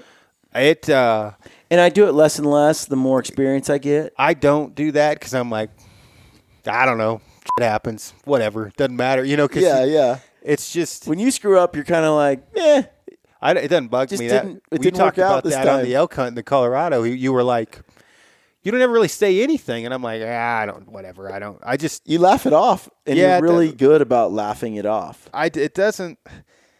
I've done everything to where I thought was so perfect and it's screwed up, and then I have effed up things so bad, and then killed an animal. I'm like, all right, obviously, it just happens sometimes, and sometimes it doesn't. I mean, you look at out of all that, your wolf. Yeah. You weren't calling in Oh. wolves. I mean, it just ran in front Yeah, I of you. mean, that's a whole podcast we're going to do separately, but yeah, I mean, that you're right. That came that all the pieces fit. It was a perfect storm of events, and I capitalized on it. The very next day, perfect storm of events. Bull is there. It's unscrew-upable. Unscrew-upable. You can't mess this up. It's a George Bush word there. That's right. I George Bush the heck out of that, and I screwed it up. Well, and I mean, I just made a rookie mistake, and I shouldn't. I mean, and so often I think I'm beyond that. And on this mule deer hunt, 4th season, we'll go to that one in a second. But the mule deer hunt here in Colorado for me, which I didn't, it was like a 140-inch mule deer or something. It wasn't a giant, but that is a case. I lost my boots 4 times on the stalked the wrong rock 3 times. Multiple other animals running around. I'm laying down trying to hide from them. 3 hours or more, Frank's stuck on his rock trying to find me, and magically end up walking into the right rock. And I'm talking like finding a needle in a haystack. I finally walk into the right rock, pop the glass up, and there's Frank, 1,400 yards, whatever he was away, stands up. I'm here, and shoot it at 5 feet. And I literally, that deer could have moved 14 different times. right? Finding a rock after 3 hours, the right rock he's bedded under, that's one of those things. Now, I did everything right once I got to 20 yards, and I was quiet and had my socks off, and I did everything correctly there. But, I mean, sometimes, shit happens when you party in the backcountry. Sometimes it happens good way, and sometimes it's bad. But I had that. I had that buck in 4th season, and John's like, John Pinch, he's an experienced shooter, long range shooter, and we're taking a shot at this buck about 500 yards, which with John's $10,000 rifle is actually a fairly simple shot. And I've shot like that and just drilled these rocks with it, Then now I'm shooting at a live mule deer. yeah. And it's a nice one, a very big one. And I have all day. And it's all set up and everything's perfect. And I got it on there. And I practice squeezing the trigger just like I do when I'm shooting at a rock, like when I did a Vortex Extreme at like 1,200 yards. And You were cranking it there. I was nailing it. And so here I am, and I'm slowly squeezing the trigger. And John actually he takes the bullet out, and he's like, let's just practice before you take this shot on this buck. Let's just practice, and see, just get a feel How it for feels. the Yeah, trigger and yeah. everything. Just, and of course I do it just right, a couple of shots, and then we put the bullet in and load it, and it's like, okay, and the buck's right there, and I'm like, are you clear, John? Can I shoot it? He's like, yeah, you can shoot it right now. And I go, boom, and I just yanked the trigger. I did everything wrong, Yeah. like some kind of rookie. And I think, at times I think I'm past that. I'm not going to do that anymore. Like I've got this experience, and that's naive because there are times when I'm like with the wolf, I'm ice, I'm perfect, and then there are times when I screw it up, and I think that's just part of being a hunter. I got to accept that. We talked Even you about screw up. my long range story, Yeah, and I have way more experience than you shooting long range from being around those guys. yeah, I screwed that up so bad. I was missing by 9 feet, I think, or something. I mean, and that's the thing, like, on a lot of these hunts where we're, not to drift too far off the subject of what we're talking about, but a lot of these hunts, just being there, you're already ahead of most people, Yeah. right? You're already being there. And, like with the case of the mule deer hunt, which talking about shanking that shot, you did end up killing a buck, but yeah, I shot a buck at 300 yards with one bullet, dropped him. yeah, and But it kind of took. I haven't shot a rifle in 10 years at an animal, yeah, and so I kind of needed that break the ice. break the ice moment. I think to get the discipline back. But I that was so disgusted with myself. I was like, well, but I mean, I didn't have that tag, but I told John I had the highest hopes for this hunt, your hunt, Yeah. and John's hunt, meaning trophy hunting potential, rifle overall in hand, experience. 4th season. Yeah, 8 years to draw it. I thought we were going to walk in and be passing up 165 to 180 bucks, and Looking for a 200, 190. I kind of envisioned Brian shooting a 185 to 190, and John cranking a 200, Yeah. mostly because he can shoot a mile away. But and then you guys both end up shooting 140-inch deer. So that's a point. That's a draw tag. Lots of points. Lots of prep. I know the unit well. And then And my buddy, Anthony shot a 175-inch buck, second season, Colorado, that he pretty much got with Yeah, 1 easy. point or over Yeah. the counter. Yep. And 0 that's- points. So I mean, just And so just I'm just going. I'm starting to be disillusioned with the whole points game. Oh yeah. Well, and Pinch and I were talking about that earlier today. If you go on a hunt 8 times in 8 years, in Yeah, the 1 second year- season, Well, are you more likely to get a 190 bucks in that time than you are if you apply for a point every year for 9 years and then go out and do the one hunt? well, you've seen.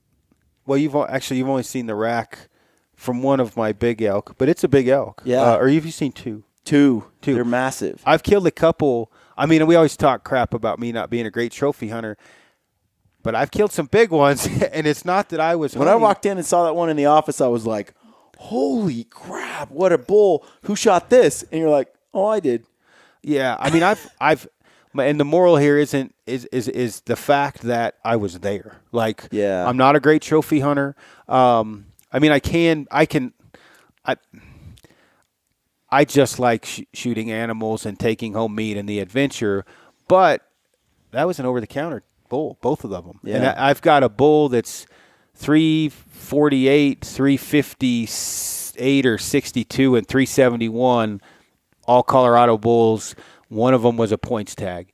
I'm a horrible trophy hunter. That's a lot of hunting, but if you just come out and hunt and you know how to hunt, you know animals, you got a real good chance of shooting a pretty dang good animal. I on agree. Low point units. That's why I'm kind of leaning toward if I can get points, but then also still go over the counter. Yeah. Like you can do that in Oregon. Yeah. You can apply for points, but then you can buy over the counter. You can do that in Colorado, right? Yep. Yep. Then I'm like, okay, well, I'm not really giving up anything. I can still get my points, but also still hunt.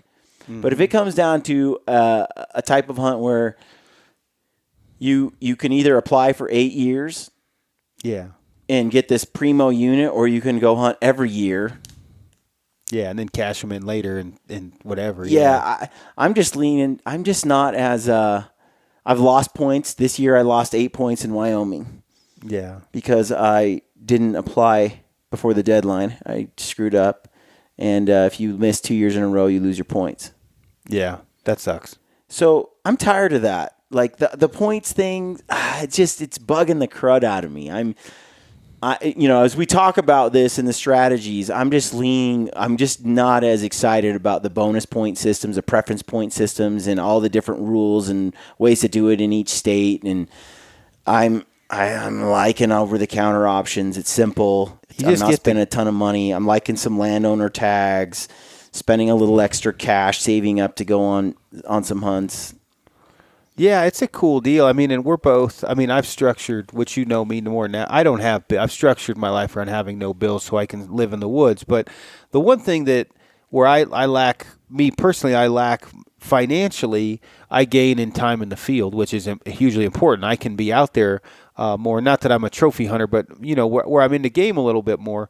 But a lot of guys, I think they put maybe too much. Not to start talking about this again. Too much value on maybe all the inches of the rack, and a lot of times if you're just out there, when you have the other one just happens, like we're talking about. Like just being in an over-the-counter unit. Idaho's got big elk, a lot of over-the-counter tags. Colorado's got big elk, big mule deer, and just going. But initially, we wanted to talk about the hunts we'd done in this podcast, financially, what it took. I got a little bit of flack from a couple guys on the Alberta tag, which is funny because that is the hardest hunt I've ever done. Like, it's technically on the Alberta in terms hunt. of Stalking it being and- easy because it was a primo tag. There's no doubt it's a primo hunt. There's lots and lots and lots of deer. Lots and lots of deer. That said, like Lander said, I don't know, it's been like 10 years since he's ran that outfit, maybe longer. 16, 17 years. 17 years. In all that time, he knows of 3 people who have successfully harvested, including the one including you. That means 2 others outside of you that have been able to harvest a mule deer with a recurve. Yeah. So it certainly was not a gimme. Like I thought it was going to be. It was not a gimme. Well, and I hadn't hunted a lot of mule deer. We went to Alberta. I had been around a lot of mule deer in Oregon. As they stare at me as I walk past them. Right? Yeah. And I expected all about Alberta mule deer to just sort of be like what I expected mule deer to be like. I thought they'd be like how they were on this 4th season hunt. Exactly. Yeah. So here I am hunting Colorado, rifle, 4th season, mule deer hunt, and I see 100 plus mule deer every day on this hunt, 5 days long. One day I think we saw upwards of 200 deer. There's just an insane amount of deer. How did they behave? They stared at me. They saw me creep up and skyline myself, and they're like, "What is that?" Well, that one they buck let me didn't- walk to within 80 yards of them. That one buck didn't run off that you were going to shoot, or you passed, but we talked about shooting. Yeah. Until some chuckle puppet above it fired off 5 rounds like he was invading 6. Al-Qaeda. 6. Six rounds, and he still didn't get out of there until the 6th round, and then he was like, "Okay," And he walked off. And he didn't walked run. off. Yeah, and he was that other hunter couldn't have been more than 500 yards above him. He wasn't very far. No, no. That's my whole thing. Is the Alberta deer behaved, in my experience, like elk behave. Yeah. If an elk sees your head tip over a mountain, you skyline yourself, it's not sticking around, dude. It's Yeah. gone. Yeah, and it's taking the whole herd with it.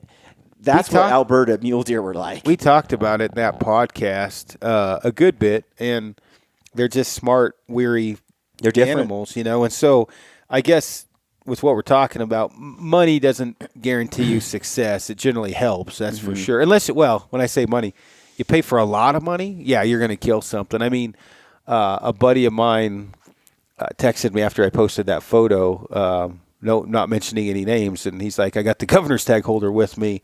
What's it going to cost for me to tell him where that deer was?" So money can buy you happiness. Can buy you animal happiness if you pay enough. But for the most part, for normal people like we all are, you with the budget and the wanting the experience and where you're going and you want an adventure, just getting out there, you're going to up your chance. And really, I think that most people that are like you and I are going to have maybe 1 or 2 hunts in their life that they're going to save up for. They're going to be able to afford. We're talking in a lifespan of 50 years at the most hunting, 40. Maybe 1 grizzly, 1 moose, and maybe a couple higher end mule deer tags. Yeah. That's pretty normal for most construction worker, blue collar people. You get some guys have what do you call that when your wife makes more money than you do? Your sugar mama? Yeah. I know a couple guys like that where they get to go on more hunts than they probably should because their wife makes quite a bit. But I think Dwayne's a trophy dad, trophy husband. It's a good position to be in. But I think though, You can go on some pretty good hunts on a normal budget. Well, I was think. going to say, I think if I look back, and maybe it's because it's the most recent, but when I look at the hunt I have the most fond memories of of this whole season, I mean they all stand out in some way or another. The bear hunt was awesome, and just us going on our first hunt together, that was cool in BC. But this fourth season mule deer hunt, and it was a rifle hunt too. Yeah. Which normally I poo-poo on rifle hunts, right? Yeah. And now I'm kind of like, wow, that was really fun. Like, I haven't done a rifle hunt in a long time, and I'm like, and then seeing all the mule deer in the mountains and having the snow come down and hunting the snow. I haven't hunted in the snow, I think, since 2005. Yeah, long time, 11 years. And that was an elk hunt, late season elk hunt, and I forgot what it's like to be out in the woods and hunting at game that time of year, to have a rifle in hand. I had a thoroughly good time, and glassing. I've never glassed that much in my life. a lot of glassing. So freaking fun. Yeah. It was just fun to sit and watch. And this was a rut hunt, and so you got to see fighting and chasing and breeding and all that. I got to admit, dude, that and like a week or so earlier, Anthony had gone and experienced a very similar hunt. Yeah. With basically no points. Yep. And that's over. It's pretty much over the counter. I mean, maybe you go every other year, but what I'm getting at is what a cool hunt to be able to do.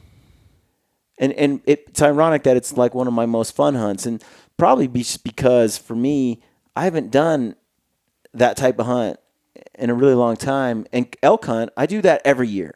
I've been chasing elk with a bow for years. So as fun as that hunt was, of course, I wasn't really shooting until we got to Coeur d'Alene, but still, I think it's the Colorado mule deer. Yeah, it's a cool hunt. Even though I've always been kind of an elk guy, if I had to choose one animal to hunt the rest of my life at one time of year, it would probably be high country mule deer, which I've never done. Which is, yeah, and I mean it's a tough choice between that and hunting elk in the rut. And if I hadn't hunted elk in the rut so much, it probably wouldn't be. But I've hunted elk in the rut so much that now the high country mule deer is pretty hard to beat, and it is to me, it's more physical. From my experience in Colorado, I gotta admit, the mule deer rut is what gets me excited. Yeah. In fact, I'm kind of finding out that any animal rut is my ideal target. Like I'm finding if I can hunt bear in a rut, elk in a rut, deer in a rut, blacktail, mule deer. So I was trying to explain to Amy about the rut, right? So to simplify, for someone that has no idea, Amy is a female companion of yours. Yes, we're hanging out. That's another podcast in general. So she has no idea how hunting works at all, right? Yeah. She's not. So you think about, you go through a list of friends for the last 20 years of your life. Mm-hmm.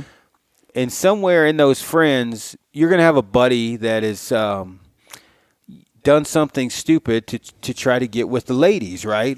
But we can hang out with ladies all year.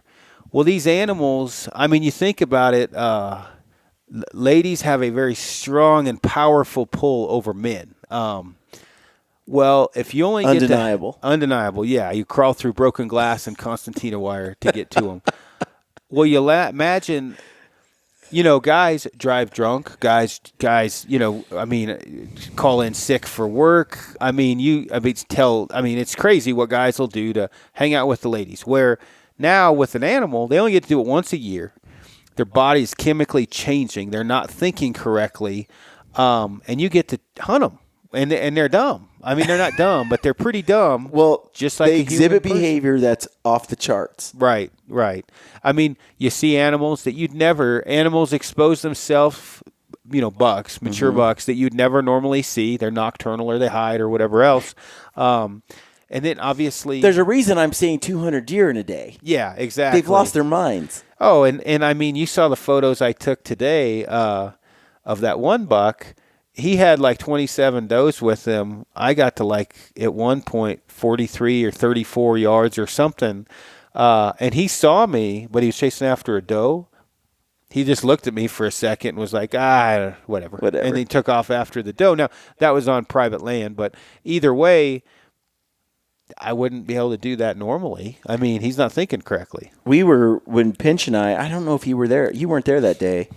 When the very next morning, everything's covered in snow, a thick layer of snow. So everything's white. So everything stands out. And this is still like 9 degrees outside. So it's freezing. And we see this 140, 150 buck chasing a 140 buck, one that's just slightly smaller, for like 20 minutes. Chasing, literally like trying to kill it. And they're running up the mountain. I mean, this is a vast country. And it blew my mind, like how far they ran off ridge down here. I mean, they must have covered a couple miles in 20 minutes. Yeah. I mean, just like miles where they went up and down and in circles. And it was just comical to see. But this buck doing the chasing, he had a vendetta. He wanted to kill this other deer. Buck, yeah. And this other deer is running for his life. Well, I mean, black bear I've only hunted black bear in the rut a couple times, but considering you barely get to see black bear, normal, yeah, and then they go in the rut and you're watching them just walk out on the road, look at you and just walk past you like you're not there. That bear knew I was there. He kept looking back at me. He was like, "Oh, it's you." That's just not normal behavior. No, it's not. Yeah. So, I mean, hunting in the rut can be fun. And what it boils down to is early season archery, they're dumb. Rut, they're dumb. They're dumber in the rut. Mm-hmm. But when they're in velvet, in case of mule deer, they're a different animal. You know, they're much more relaxed. Not in the timber. Yep. Yeah. Speaking of rut, there's hunts that often people don't think of. And this is a podcast we should get on is like often overlooked hunts. Yeah. And maybe we'll touch on that another time, but just like this Alabama mule deer hunt. Yeah, that would definitely be one. I mean, whitetail. Whitetail, yeah. And I would think that, I mean, that's definitely another podcast in and of itself. You got Coues deer. That gets a little overlooked. Javelina is another one. You got Arizona mule deer in the rut in January. Yep. And some of those are like over the counter. Yeah, for sure. And I mean, as much as I get made fun of about turkeys, there's actually, you can do some backpack turkey hunts, which if you're bored and you want to go whack a turkey, there is place to do backcountry turkey hunts. People ask me about that all the time. And I mean, really, you can lengthen your season out on a very, very poor man's budget quite a bit. Late season cow tags. I don't think people realize, you can get a late season cow tag that, in some states that are like in January, December. Yeah. So you can lengthen them out, but yeah. Well, we kind of bounced around a lot, but it was good just to hang out and chat. Well, yeah, we haven't done a podcast in a while. My life has been a bit crazy lately, so yeah. Another podcast. Going into 2017, I think we're gonna go for some turkey, some bear.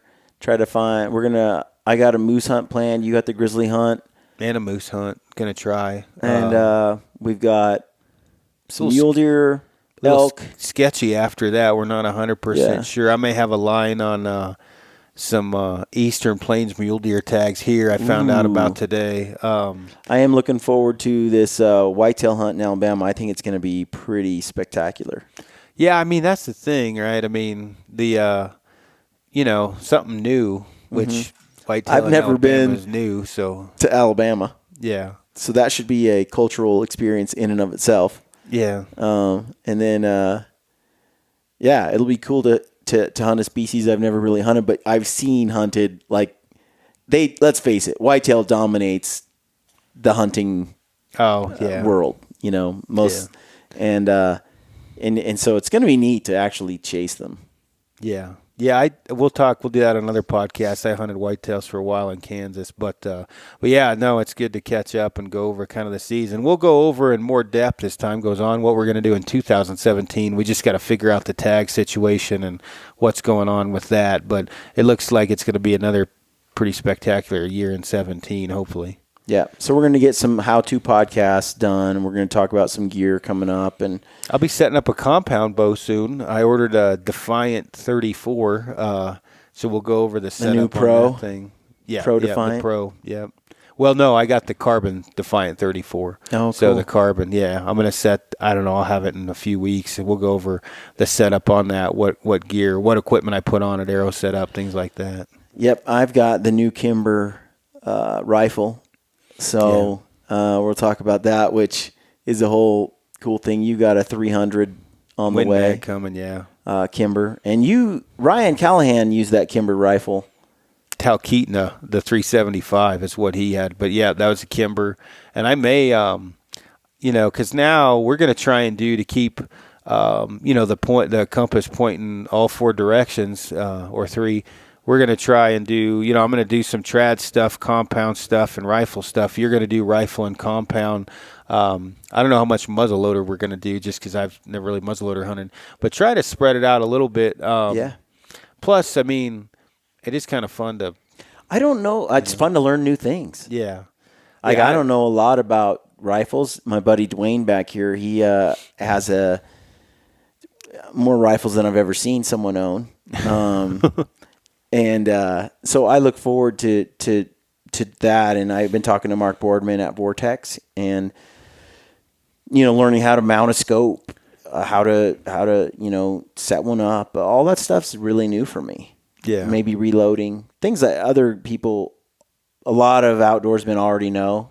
Yeah. I don't know. So anyone who wants to come along and learn with me, they'll get that chance. I have no ambition to get into reloading. That and fly tying, they're about the same line for me. Well, I got too much other crap going on. That brings up another thing. I went fishing with my buddy Chad, who owns Drop Jaw Flies, and did a bunch of fly fishing. And I'm going to do more of that throughout the spring, summertime, because that was a blast. Well, But dude, fly tying, you got to know your role. Greg Poole nailed it, dude. It is not my thing. I can't hardly pay attention. yeah, but you enough like to tie my put shoes. arrows together and glue But crap together I and think- paint your bow. I think what it is when your heart's into it. Yeah. Like I like building arrows. Well, not so much anymore because I built too many, but I put a movie on, get out the glue, bunch of feathers or veins or whatever. And But fly glue tires away. feel the same way. That's what I mean. It's just though. that they're probably what it's you're- that they're not spearing the fish, huh? I think They're it's hooking just- them in the lip. That's what you're into. You know what I mean? Because I've tied flies when I was in Korea. Yeah. In fact, I think I told Sergeant Tetra, which he's a command sergeant major now. He watches the podcast. Yeah. I started tying flies when I was over there out of boredom. But it's just not my thing, and I don't even really like fly fishing that much. I put a torpedo bomber on like 5 foot a leader and wing it. But I can fletch arrows all day long. I mean, I can build the crap out of an arrow, but I just don't like reloading. Yeah. Pinch is all kinds of into it. Same with Avery. I'm like, hey, great, reload me some. It's just not my thing. But, It'll be cool. Anyway, we're going to tackle a few more types of hunts and weapons and skills and info. And we won't be spearing any bears, I can tell you that. Oh, Lord. All right, we should probably wrap this up. all right. Thanks, folks, for listening. Yep. Stay gritty. Friends, hunters, outdoorsmen, lend me your ears. Please take this moment to listen to this excerpt from the Gritty Bowman film, Back to Traditions. Despite our ever-changing, ever-indignant world with its growing ignorance of and indifference to the ways of the wild, I remain a predator, pitying those who revel in artificiality and synthetic success while regarding me and my kind as relics of a time and place no longer valued or understood. I stalk a real world of dark wood and tall grass stirred by a restless wind blowing across sunlit water and beneath star-strewn sky. And on those occasions when I choose to kill, to claim some small part of nature's bounty for my own, I do so by choice, quickly, with the learned efficiency of a skilled hunter. Further, in my heart and mind, I know the truth and make no apologies for my actions or my place in time. Others around me may opt to eat only plants, nuts, and fruits. Still others may employ faceless strangers to procure their meats, their leather, their feathers, and all those niceties and necessities of life. Such is their right, of course. and I wish them well. All I ask in return is no one begrudge me, and all of us who may answer the primordial stirrings within our hunter souls, my right to do some of these things myself.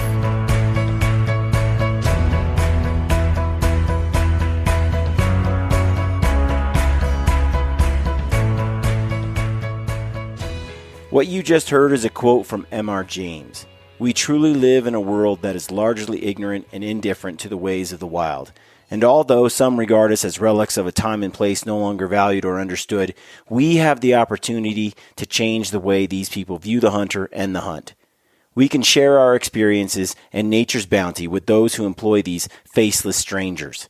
And by so doing, we make a difference, not just for ourselves, but for the wild animals and the wild places we care so deeply about. Never stop sharing your passion for hunting and the outdoors. Our wild animals and our wild places depend on it.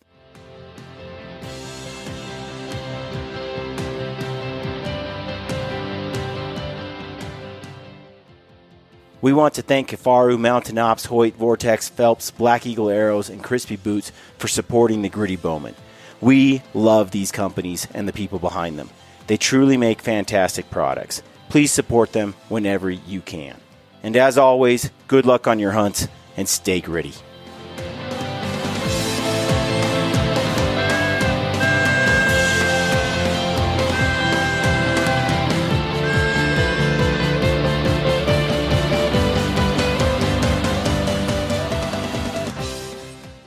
This is Ty Stubblefield, and you're listening to the Gritty Bowman. Gritty Bowman.